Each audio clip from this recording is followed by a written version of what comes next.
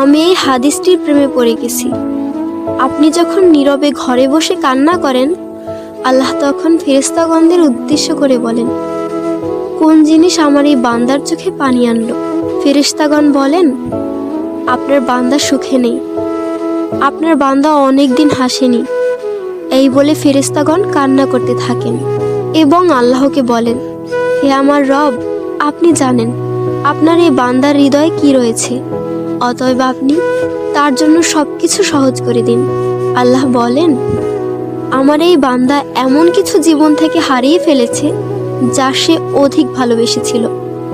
অতএব আল্লাহ বলেন, আমি শপথ করছি, আমার বান্দা তার জীবন থেকে যা হারিয়েছে এর চেয়ে উত্তম জিনিস তাকে এনে দেব, যা দেখে দুনিয়া ও আখিরাতের সবাই বিস্মিত হবে। আলহামদুলিল্লাহ।